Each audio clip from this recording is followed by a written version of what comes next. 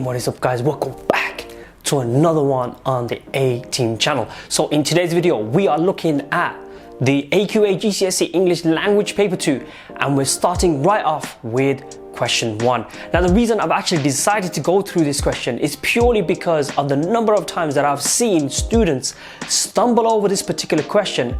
As in, this should be an easy bankable 4 marks for the response for this question, but sometimes either because students are rushing through the paper or just not taking enough time to read the details properly. And unlike paper 1, you can't just quickly copy 4 points out to get these marks. A little bit more thinking is required for this particular paper. So just before we start, guys, if you'd like more videos like this for paper 2 and any other subsequent papers, then make sure to subscribe to the channel. And if you want to make a request, then drop it in the comment section down below. Also, do share this with someone that could get some value from this. So let's now get right into it.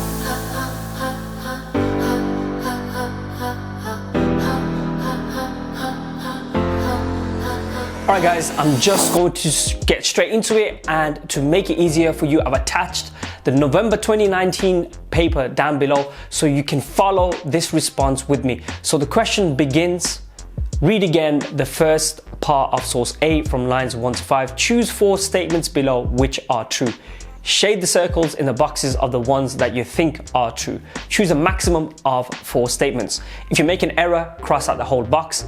If you change your mind and require a statement that has been crossed out, then draw a circle around the box.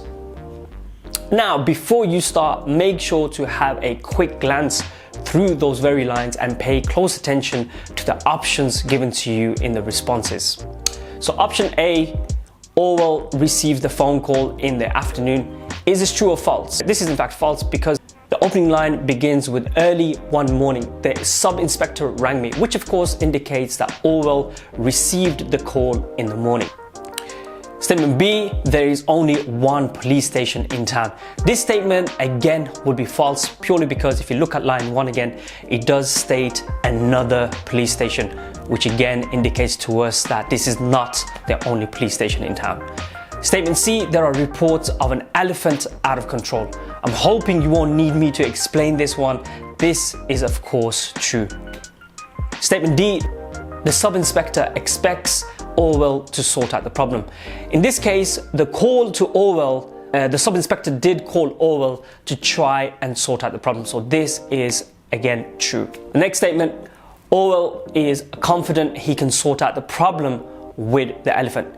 Well, is he? When he says, I did not know what I could, it doesn't really show us a level of confidence. So this in fact would be false.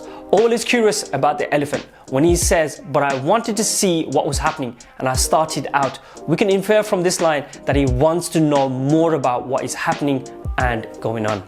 The next line, Orwell takes his rifle to kill the elephant. That's quite a strong remark to make. Be careful here, as by the end of the extract, it could be concluded that he did make up his mind in terms of what he was going to do. But within this limitations of line 1 to 5, he didn't initially set off to kill the elephant. And you can see this, I took my rifle much too small to kill an elephant, but I thought the noise might be useful. This quite clearly establishes to us that he wasn't looking to kill the animal. Next line, it takes a very powerful weapon to kill an elephant. Now, this is an interesting statement, because in the text itself, it doesn't actually state what level of weapon would kill an elephant. But from the last statement, i.e. when he took his rifle and he stated that it's much too small to kill an elephant, we can deduce from just that line that other animals could be harmed, but the rifle itself wasn't powerful enough to kill an elephant, and thereby this statement would be true. So hopefully you just watched me go through the thinking process to answer this type of question. Even though it's a very straightforward question, I have to be honest, there are certain questions, sometimes I've even been caught off, particularly with the wording of certain questions, that can really trip you up. So pay attention to the words and be very attentive to both the extract and what the questions and the statements are saying. So as I said at the start, this should be an easy 4 marks in the bank.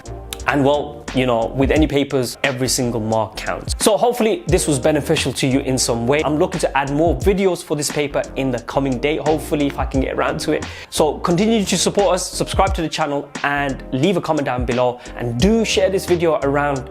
On that note, my name is Amin, and I will catch up with you another time. Tryna put him in the worst mood.